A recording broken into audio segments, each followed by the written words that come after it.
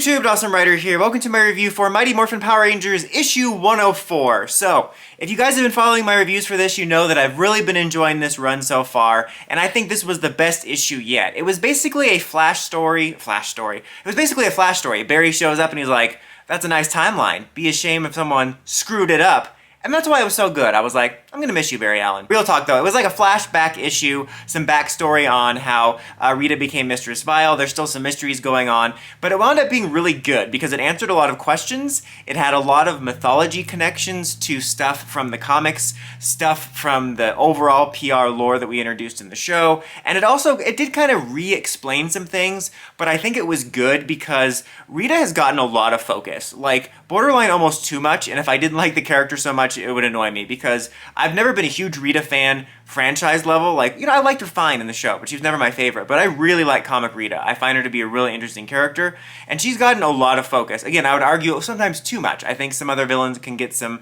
focus after this, like maybe some more Zed and some other stuff. But regardless of that, the point is she's gotten a lot of focus, but it hasn't just been in the main comic. There's been a lot of other side stories like Go-Go Power Rangers, of course some of the Power Rangers Unlimited stories. You also have some stuff that was in some of the annuals, which described some of the origins of the team and stuff like that. And so this kind of glosses over some of those and kind of gives you a refresher course either if you've read it or haven't, which I think was good because there's been a lot of really good content, and I like that this allowed you to kind of almost get a greatest hits of all those stories, but also allowed you to see them if you hadn't, which was really cool. Not to mention, it kind of touches on one of the things I've been enjoying about this run so far is that it's really been taking advantage of almost everything significant that's been written so far, and it's really cool, honestly. And then you open up and she has Matt still, and she's talking to him about how, like, oh, you're tossed aside and undervalued just like me, and she's trying to bond with them. And it sort of makes it seem like at some points that she wants to use him as Dark Specter's vessel. However, I think it's going to be the Vessel, since his name's the Vessel, and I'll talk more about that at the end. I'm unsure what her plans for her, though. I'm still very torn about this story, because I think there's actually a lot of interesting stuff here, and this is the most interesting stuff Matt has gotten in a while, and I kind of like the direction they're playing with his character with this, like the whole sort of like looked over thing, because the Green Ranger's such a big deal that, like, of course they made a big deal when he came back, but it's interesting to have the character who's the new Green Ranger kind of be overlooked. It's kind of an interesting juxtaposition to how in the forefront OG Green Ranger is. With that being said, the idea of him in any way becoming corrupted or going along with Rita also feels repetitive. So I'm like torn between not wanting Evil Green Ranger 2 3.0, but also being interested in what's going on. But that's basically the device for her to tell the backstory of, when she was in the dumpster, not first time, second time, when Zed sent her off, how she was having time to contemplate, and they show, again, the flashbacks of her story. If you don't know from all the comics and origins from Go-Go, she wasn't born evil. She was born to this, like, good witch, and the father was, like, a good scientist at the time, but he became corrupted by studying, I think he was studying the grid, and then he stumbled upon Dark Specter, who corrupted him, and then he was trying to steal Rita as a vessel. In the Power Rangers Unlimited comic, though, the Phantom Ranger infused Rita with Morphin grid energy, which makes it impossible for her to be used as a vessel, and so as revenge, Master Vile decided to raise her as, like, this evil person, That was a really, like, basic way of describing it, but my favorite part of the sort of recap was showing the little mini versions of all the origins of her squad. That was told, I think, mostly in some annuals. I wish they would do annuals again, but they were some really cool origins. Like, I think Squat was given to her as tribute as a baby. Babu used to be, like, a prince or a ruler planet she conquered, and then now is part of her crew.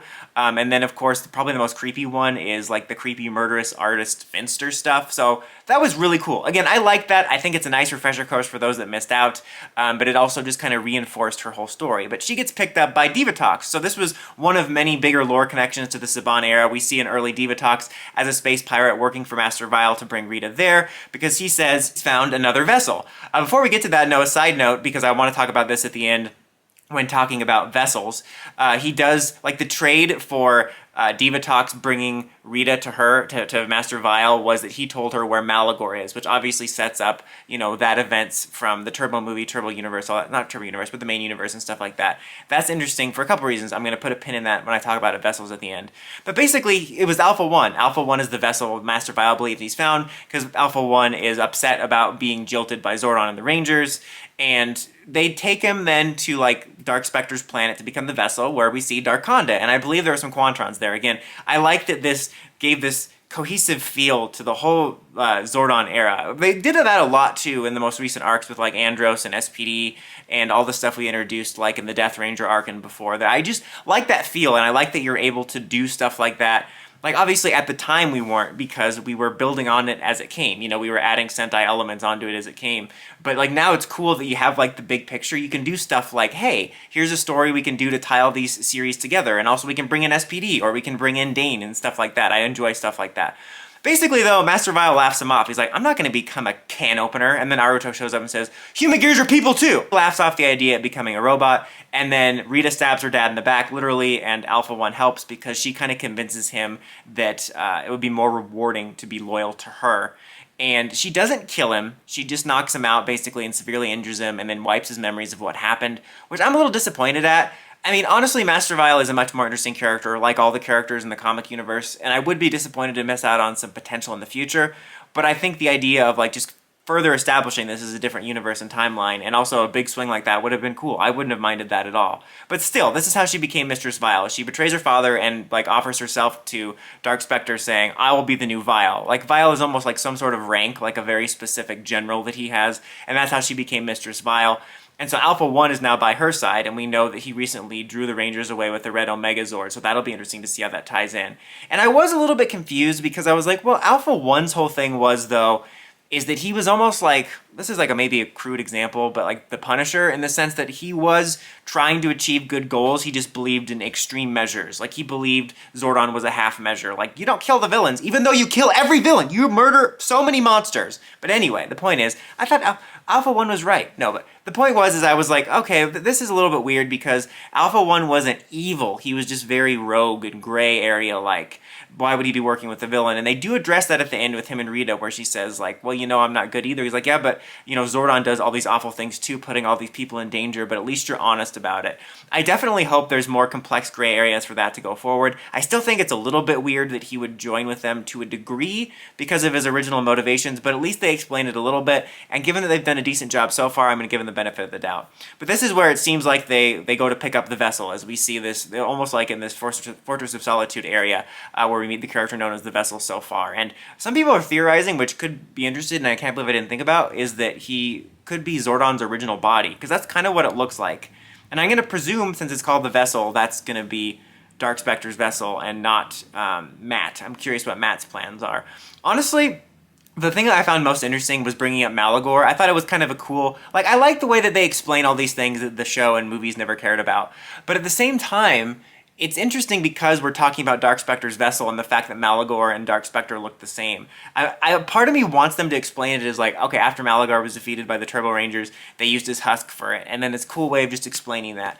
But also, I just want them to go off book. Kind of like, I'm like, don't care what Sentai did when it comes to PR. Don't care what the show did. Make the vessel like just the vessel. You know, make Dark Spectre something totally new in this reality.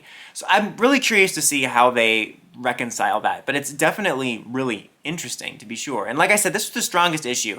Even though it's a flashback backstory issue, I found it to be really good. It fleshed out Rita's current status. It kind of gave you a refresher course if you didn't follow the other stuff. And it furthered a lot of plots with a lot of lore connections and set up some really interesting things to think about. And overall, I'm going to give this one a 5. Again, strongest issue yet. But what do you guys think about all the developments in this issue? Let me know in the comments as always. Until next time, don't forget to like, comment, subscribe, and climb the steps, ring that bell so you get notifications for my videos. Dawson Ryder, signing out.